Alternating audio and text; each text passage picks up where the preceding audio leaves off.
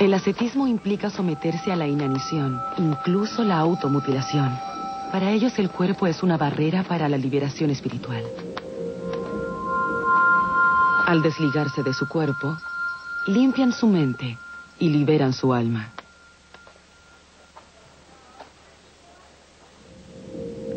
Siddhartha quiso alcanzar ese estado de liberación. Ayunó tanto que su vida pendía de un hilo. Mis extremidades lucían como enredaderas marchitas. Mis nalgas estaban huesudas. Se podía ver mi columna vertebral. Mis costillas parecían los pilares de una construcción tambaleante.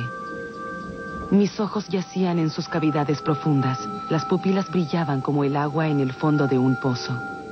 Mi cabellera parecía una planta que se marchita a la luz del sol.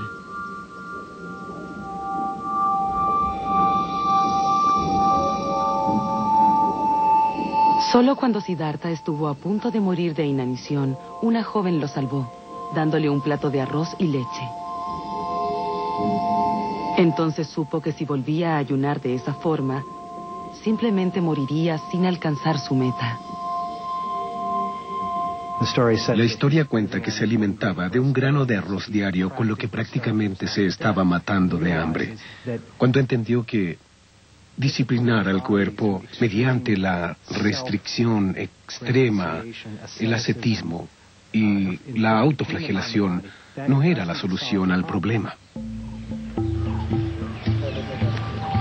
Cuando Siddhartha renunció al ayuno, sus 5 seguidores perdieron la fe en él. Pensaron que ya no tenía la fuerza para estar a la altura de sus creencias espirituales y lo abandonaron.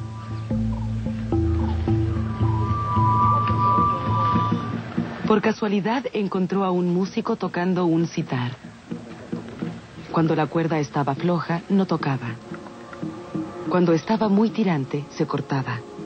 Pero había un punto de equilibrio que emitía una melodiosa armonía.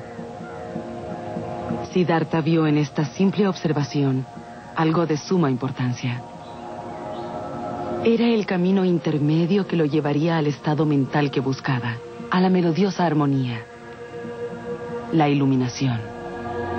¿Pero cómo lo lograría? El camino que toma Buda es el llamado entendimiento o conciencia del cuerpo, en el cual no se le ignora ni se le da prioridad, sino que es una práctica intermedia. Este camino llevó a Siddhartha al campo. Había viajado por 6 años. Había experimentado el sufrimiento y había expandido los límites de su mente. Pero aún no encontraba la paz interna ni la armonía que buscaba. El estado de sabiduría absoluta y júbilo eterno conocido como iluminación.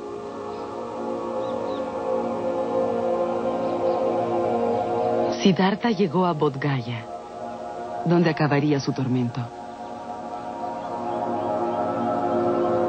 Se sentó bajo un árbol y juró no moverse de ahí hasta llegar al estado de la iluminación.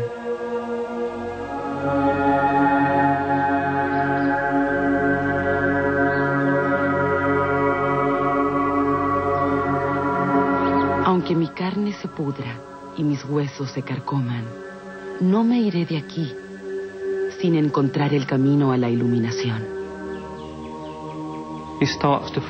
Empieza a concentrar atención en el movimiento lento de la respiración, entrando y saliendo.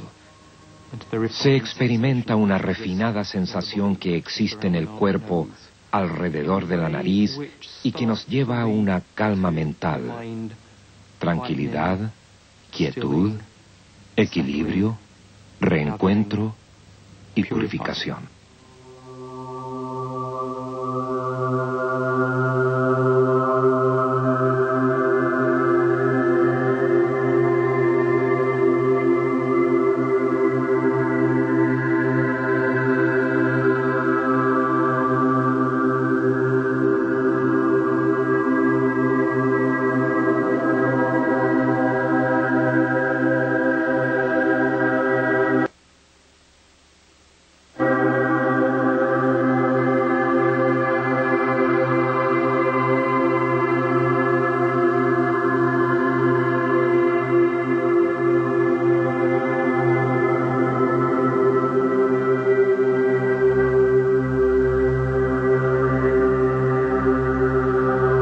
mente de Siddhartha estaba tan concentrada que pudo entrar a los rincones más oscuros de su conciencia. Aquí debía enfrentar su tormento más importante y el último. El demonio Mara, el señor del ego y la ilusión, apareció frente a él para hacer realidad cualquier aberración de la mente de Siddhartha. Es muy importante recordar que Mara, este rey demoníaco, no es como el Satán del cristianismo, pues no es un tentador y no es la contraparte de Dios. Solo son fuerzas psicológicas en nuestro interior.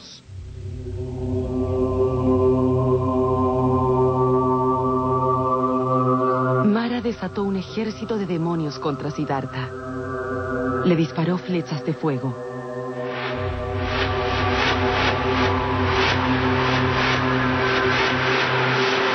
Pero las detuvo, convirtiéndolas en flores de loto, y cayeron sin hacerle daño.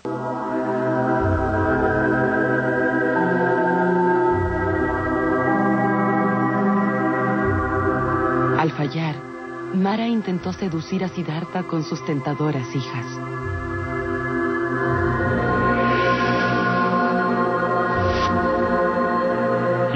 Es atacado por el rey demoníaco, quien es a la vez muerte y deseo, lo que es muy freudiano.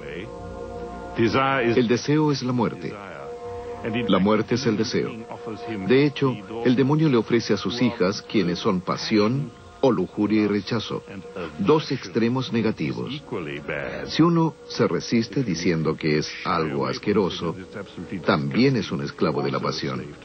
Pero él puede mantener la calma, ser indiferente y contemplar todo esto sin sentir atracción ni repulsión. Los rostros de las hijas de Mara se pusieron frente a los ojos de Siddhartha. Las hijas malvadas se consumieron en la tierra. En el fondo, se puede decir que cuando Buda reconoce que Mara es una faceta de sí mismo, es cuando reconoce lo que es ser un iluminado. Dicen que la tierra tembló cuando él venció al demonio. Siddhartha, a la edad de 35 años, pasó por 4 yanas para lograr la iluminación y convertirse en el Buda o el sabio. Luego pasó 7 días bajo el árbol en un estado de meditación de absoluto júbilo. Se trata de un estado en el cual la mente se hace increíblemente fina y sensible, como contemplando un lago totalmente quieto, capaz de captar hasta un insecto en la superficie. Se trata de un estado en el que la mente es muy poderosa como instrumento de sabiduría y muy sensible. En este estado de total armonía, Buda encontró la vía de escape a ese inevitable ciclo de la vejez, enfermedad y muerte. Se dio cuenta de que sin el deseo nos liberamos de la insatisfacción y el sufrimiento de nuestras vidas.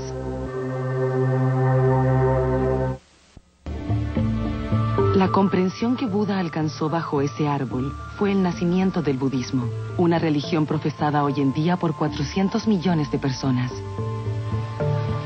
Buda resumió su sabiduría en 4 nobles verdades, que son la base de las creencias budistas. La primera verdad reconoce que en la vida hay sufrimiento. La segunda diagnostica que la causa del sufrimiento es el deseo. En la tercera verdad, como un doctor, Buda revela que hay una cura para el deseo. Y en la cuarta noble verdad, nos da una receta para curar la enfermedad y alcanzar la iluminación o nirvana. El objetivo principal es lograr un estado mental libre de ansias, ignorancia, avaricia, odio y engaño. Es decir, libre de todas las causas de un renacimiento futuro.